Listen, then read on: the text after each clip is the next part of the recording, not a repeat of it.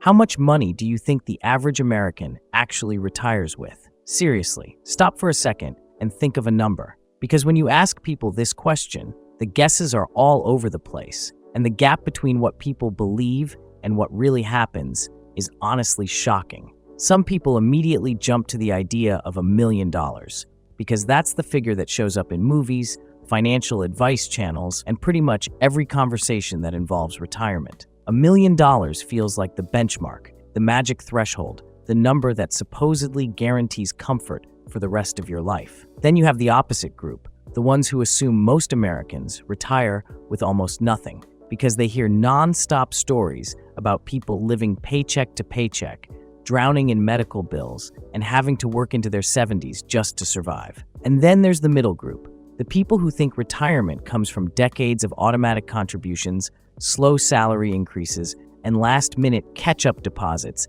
that magically add up in the final stretch. But what's fascinating is that almost nobody, and I mean nobody, can tell you the real data-backed number. The number that actually reflects what happens when someone leaves the workforce for the last time. The number that represents a lifetime of effort, stress, bills, responsibility, and hope. And once you see this number, once you understand what most people are truly walking into retirement with, it changes the way you think about money. It changes how you see the future. It might even change how you live right now.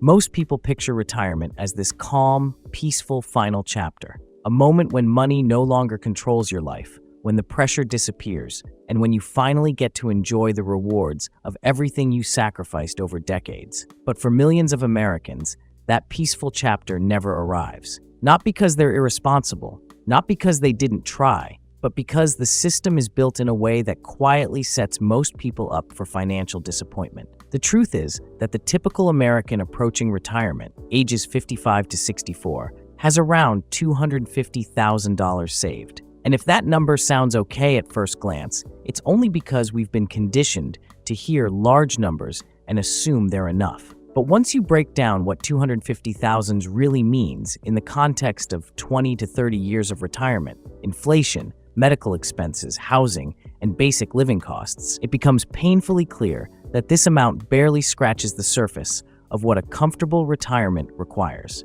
To understand how we got here, we need to look at the forces that shape how Americans handle money. First, most people start investing way too late, not out of laziness, but out of survival. When you're in your 20s and 30s, you're paying rent, student loans, groceries, transportation, sometimes childcare, and every unexpected expense life throws at you. Investing feels like something you'll do later, when the pressure eases. But the thing is, later almost always comes too late. Compounding doesn't reward effort, it rewards time. And when you lose 10 or 20 years of compounding, the math becomes cruel. If someone invests $200 a month starting at age 20, they end up with nearly $350,000 by age 65. But if that same person waits until 40 to start, the number drops to about $76. Same monthly amount, same effort, completely different outcome. That gap alone explains a massive part of why retirees fall short. But there's also a psychological side to this. People don't avoid investing because they don't care.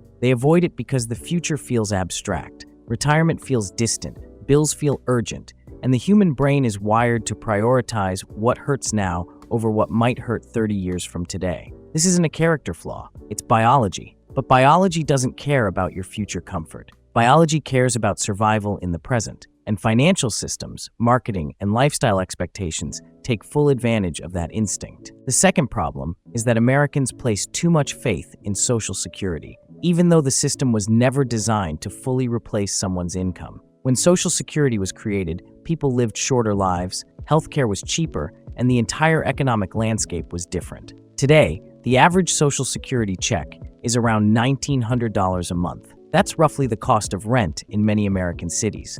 Just rent, not including utilities, food, medications, transportation, or anything else. Yet millions of retirees rely on Social Security for the majority of their income because they simply don't have enough saved to fill the gap. And when you combine that low benefit with rising medical costs, longer lifespans, and constant inflation, it becomes obvious why so many people struggle. Then there's lifestyle creep, the silent wealth killer. It's the reason so many people end up earning more over time, but never feeling any richer. Every raise becomes a new bill. Every bonus becomes a new subscription, a nicer car, a bigger apartment, a new smartphone. It's not that Americans don't make enough money, it's that they spend more with every increase in income, leaving almost nothing left to invest. The system encourages people to consume more, to upgrade constantly, to feel like progress requires spending. And by the time someone reaches their 40s or 50s and realizes they should have saved more, the window of compounding has already shrunk. And here's something nobody talks about. People don't just overspend because they want more things. They overspend because modern life is stressful, work is demanding, cities are expensive, people feel exhausted, overwhelmed, burned out, and spending becomes a coping mechanism. Buying things creates a temporary sense of relief, of control, of comfort. But temporary comfort has a price, and that price usually shows up decades later, right at the moment you can't afford for anything to go wrong. So let's break down what $250,000 actually looks like in retirement. If you retire at 65 and follow the widely recommended 4% rule, which says you should withdraw around 4% of your savings per year to help your money last, you'd withdraw about $10,000 per year. That's about $833 a month. Combine that with the average Social Security benefit, and you're looking at around $2,700 a month total. Now imagine paying rent, groceries, health insurance premiums, medications, electricity, gas, clothing, emergencies, and basic life expenses with that amount.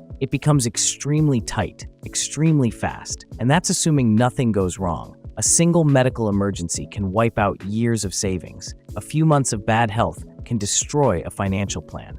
This is why so many retirees end up going back to work, not because they want to stay active, but because they have no choice. And beyond the numbers, there is also the emotional weight. Imagine working for 40 years, dealing with stress, deadlines, alarms, commutes, bosses, performance reviews, and then arriving at retirement only to discover that your savings can barely cover your basic needs. That realization hits people hard. That's when regret shows up.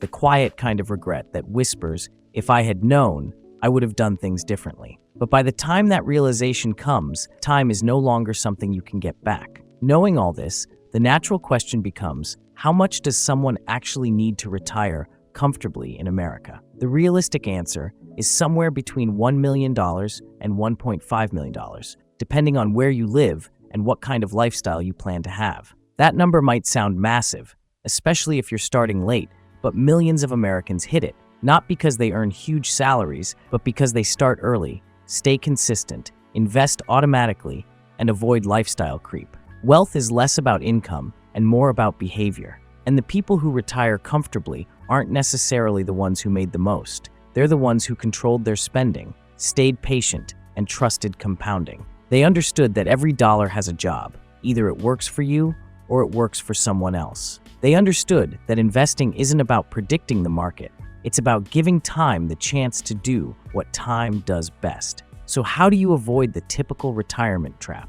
It starts with small, consistent actions. Automate your investments so you don't rely on motivation. Increase your contributions every time you get a raise. Prioritize tax-advantaged accounts like 401ks and IRAs. Keep your lifestyle below your income instead of constantly upgrading. Every dollar you invest in your 20s and 30s works harder than the dollars you invest later. And even if you're starting in your 40s or 50s, consistency still matters. You're not too late, but you can't afford to wait anymore. Because the truth is, financial freedom doesn't come from dramatic decisions. It comes from quiet, steady habits. Habits that feel almost invisible day to day, but that accumulate into something life-changing over years. Your future self, the version of you who wakes up one day without an alarm clock, without a boss, without the weight of financial anxiety, depends entirely on the choices you make right now.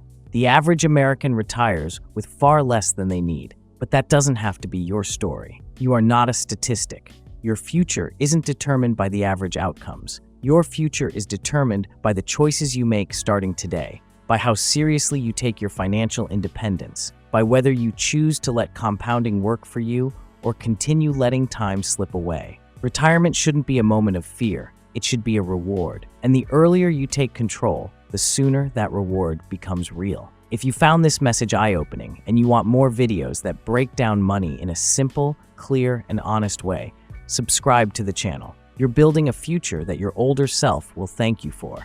And that journey starts right now.